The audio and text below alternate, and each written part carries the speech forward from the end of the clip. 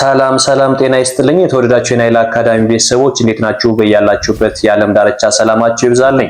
ይህ ናይል አካዳሚ ነው። እኔ ደግሞ ጌች ነኝ። ዛሬ ደግሞ ለየት ባለ ሁኔታ አጫጭር አረፍተ ነገሮችና ሰላምታዎችን መለማመድ ለጀማሪዎች አማርኛን ከመሰረቱ ማንበብና መጻፍ ለምትቸገሩ ከፊደላት ጀምሮ በየትኛውም የዓለም ዳርቻ ሆናችሁ በኦንላይን እጃችሁ ላይ በሚገኝ ስልክ ብቻ እንዲሁም በላፕቶፕ በኮምፒውተራችሁ ሊሆን ይችላል መከታተል ትችላላችሁ። በሳምንት 5 ቀን ከሰኞ እስከ ዓርብ በኦንላይን ባላችሁበት ሆናችሁ እያስተማርን እንገኛለን። እናንተም ራሳችሁን ለውጡ። አለማንበብ አለመጻፍ ምን ያህል የአእምሮ ድክመትና በሰዎች ፊት ምን ያህል እንደሚያዋርድ ጭራሽ ወንጀል ነው እስኪባል ድረስ አለመማር ወንጀል ነው እስኪባል ድረስ የደረሰባቸው እህት ወንድሞቻችን ስላሉ ለነሱም ሼር እያደረጋችሁ ታዳርሱልኝ ዘንድ ትምህርታቸውን አንብበውና ጽፈው እንደማንኛውም ሰው እኩል ያለምንም ፍርሃት ያነቡና ይጽፉ ዘንድ የእናንተ አስተዋጽኦ ስለሚያስፈልገን ላይክ እና ሼር እያደረጋችሁ ለማንኛውም ሰው እንድታዳርሱልኝ ከወዲሁ አሳስባለሁ።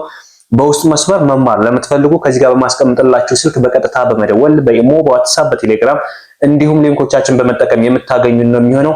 አማርኛን ቀለል ባለ ሁኔታ በሳምንት 5 ቀን ከሰኞ እስከ ዓርብ እያስተማርን እንገኛለን። በአጭር ጊዜ ብቻ ከ3 ወር እስከ 4 ወር ለጀማሪዎች ከሆነ ከ3 ወር እስከ 4 ወር አቀላጥፈው እንዲጽፉ እንዲያነቡ እናደርጋለን። ይህ ደግሞ በኦንላይን የሚማሩ በውስጥ መስመር እየተማሩ ያሉ ልጆች ምስክር ይሆናሉ። ምን ያህል ጊዜ እንደወሰደባቸው እነሱ የሚነግሯችሁ ነው የሚሆነው። ከዚህ በተጨማሪ ማንበብና መጻፍ የምትሞክሩ ነገር ግን አቀላጥፋችሁ ማንበብና መጻፍ ያቃታችሁ በተለይ 3ኛ ፊደል ከ6ኛ እንዲሁም ደግሞ 5ኛን ከ1ኛ 4ኛን ከ6ኛ እየተመሳሰለባችሁ እየተቸገራችሁ ያላችሁት ወንድሞቼ ደግሞ በደንብ አቀላጥፋችሁ ለማንበብና ለመጻፍ ስለነዛ ፊደሎችም ጠለቅ ያለ ዕውቀት ለማግኘት ደግሞ ከ1 ወር እስከ 2 ወር ባለ ጊዜ ብቻ ሙሉ ለሙሉ አቀላጥፋችሁ ማንበብ መጻፍ ትችላላችሁ።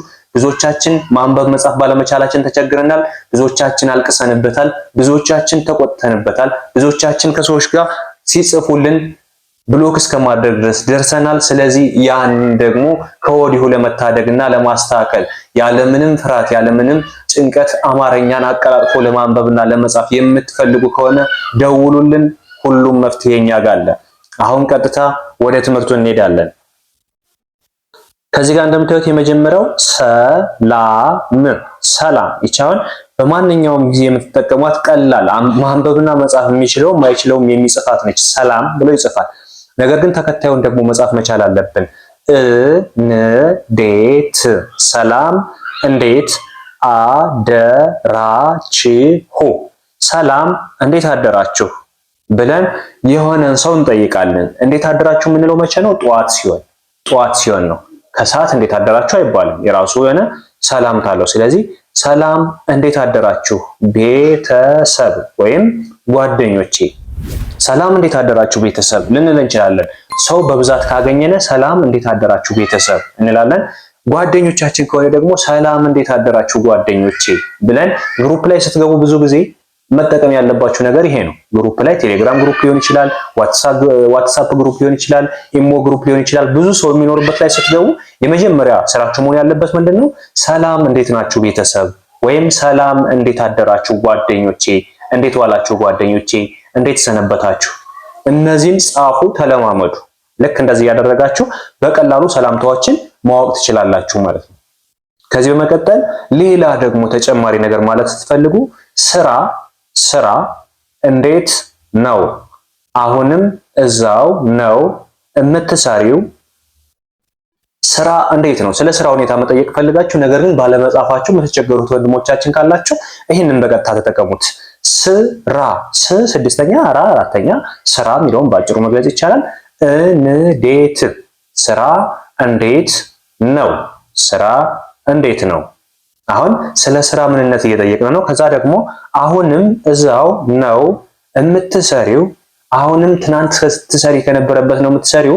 በፊት ከነበርሽበት ቤት ነው የምትሰሪው ለማለት ስንፈልግ አሁንም እዛው ነው የምትሰሪው ብለን ጥያቄ እናቀርብላታለን። እሷ ደግሞ በምላሿ አዎ እዛው ነው የምሰራው፣ አይ ቤት ቀይሬያለሁ ልትለን ትችላለች። ስለዚህ በዚህ መሰረት ሰላምታዎችን መቀየር እንችላለን በቀላሉ። ከዛ ወደ ቀጣዩ ስንሄድ ደግሞ ላስቸኳይ ላስቸኳይ ጉዳይ ፈልጌሽ ወይም ፈልጌህ ልንል እንችላለን። ላስቸኳይ ጉዳይ ፈልጌሽ ወይም ፈልጌህ ነው። ደውልልኝ ደውልልኝ፣ ለአስቸኳይ ጉዳይ ፈልጌሽ ወይም ፈልጌህ ነውና ደውልልኝ ብለን መጻፍ እንችላለን። ለሴት ከሆነ ፈልጌሽ እንላለን፣ ለወንድ ከሆነ ፈልጌህ ነው የምንለው። እሺ ፈልጌህ ነው ደውልልኝ ብለን እናስቀምጥለታለን ማለት ነው። እናስቀምጣለን። ስለዚህ ለአስቸኳይ ጉዳይ ፈልጌሽ ወይም ፈልጌህ ነው ደውልልኝ ብለን መጻፍ ወይም መለማመድ እንችላለን። ከዚህ በመቀጠል ሌላኛውን ደግሞ አሁንም ሰላምታዎች ላይ ነው ያለነው። ትናንት ትናንት እደውላለሁ ትናንት እደውላለሁ ብለህ እየጠበቁህ ነበር። ትናንት እደውላለሁ ብለህ እየጠበቅኩህ ነበር፣ ወይም ትናንት እደውላለሁ ብለሽ እየጠበቅኩሽ ነበር። እነዚህን ብዙ ጊዜ የምንጠቀማቸው ቃላቶች ስለሆኑ ገና ከመጀመሪያው ከመሰረቱ እየተቸገራችሁ ያላችሁ ለመጻፍ እየሞከራችሁ ነገር ግን እየተቸገራችሁ ያላችሁ ይህንን ቪዲዮ እስከ መጨረሻው ረጋ ብላችሁ ተመልከቱት። ከዚህ በተጨማሪ አሁን ቪዲዮን እየተከታተላችሁ ሰብስክራይብ ያላደረጋችሁ ቤተሰቦቼ ሰብስክራይብ አድርጉ፣ ላይክም ሸርም እያደረጋችሁ አማርኛን ከመሰረቱ ማንበብና መጻፍ ለሚቸገሩ እህት ወንድሞቼ ታዳርሱላቸው ዘንድ ምናልባት እኛ ማንበብና መጻፍ ችለን ነገር ግን ማንበብና መጻፍ ያልቻሉ ብዙ እህት ወንድሞች ስላሉ እነሱን እንባቸውን እናብስ ዘንድ ዘወትር የሚላክላቸውን ቴክስት ባለማወቃቸው ብሎክ እስከማድረግ ድረስ የደረሱ እህት ወንድሞቻችን ስላሉ ይህ የሁላችንም አስተዋጽኦ ነውና ላይክ እና ሼር እያደረጋችሁ ታዳርሱላቸው ዘንድ ከወዲሁ አሳስባለሁ። ወደ ቀጣዩ ስንሄድ ደግሞ በተረፈ ምን አዲስ ነገር አለ። እዚህ ጋር ሁሉ ለማለት ነው። ሁሉን ያልጻፍኳት ተሳስቼ ነው። ሁሉ ሰላም ነውን ማለት ነው። ስለዚህ በተረፈ ምን አዲስ ነገር አለ? ሁሉ ሰላም ነውን? ሰላም መሆኑን የምንገልጽበት ነው። ይሄ በማንኛውም ሁኔታ ሆነን ቴክስት ስንጽፍ የምንጽፋቸው አጫጭር ሰላምታዎች ይባላሉ። ስለዚህ በተረፈ ምን አዲስ ነገር አለ? ስለ ሁኔታው ምን አዲስ ነገር አለ? ሁሉ ሰላም ነውን? ሁሉ ሰላም ነውን እያልን ነው ማለት ነው። ከዚህ በመቀጠል ደግሞ በጠዋት አስታውሰህ ደውልልኝ፣ በጥብቅ እፈልግሃለሁ። በጠዋት አስታውሰህ ደውልልኝ፣ በጥብቅ ምን እልሃለሁ? እፈልግሃለሁ። ስለዚህ በጠዋት አስታውሰህ ደውልልኝ፣ በጥብቅ እፈልግሃለሁ። ብዙ ጊዜ የምንጠቀማቸው እነዚህን አሁን ለማንበብና ለመጻፍ የምትቸገሩ ሞር ለእናንተ በደንብ ያስፈልጋቸዋል። አንብቡ፣ ተለማመዱ። ደግማችሁ ቪዲዮውን እያስቆማችሁ እዩት፣ እንዲሁም ደጋግማችሁ ማየት ትችላላችሁ። ስለዚህ በጠዋት አስታውሰህ ደውልልኝ፣ በጥብቅ ምን እልሃለሁ? እፈልግሃለሁ ማለት ነው። ከዚህ በመቀጠል አሁን እኔም አይመቸኝም፣ ስራ ላይ ነኝ፣ እደውላለሁ። አንድ ሰው የሆነ ስራ ላይ ሆኖ ለመደወል ሳይመቸው ሲቀር የሚጽፋቸው ጽሁፎች ናቸው። ስለዚህ እነዚህ ደግሞ ምን ማለት ነው? አሁን ስራ ላይ ነኝ፣ በኋላ ሲመቸኝ ምን እልሃለሁ? እደውልልሃለሁ ወይም እደውልልሻለሁ ብለን መጻፍ እንችላለን። ከዚህ በመቀጠል የቤተሰብ ስልክ አይሰራም።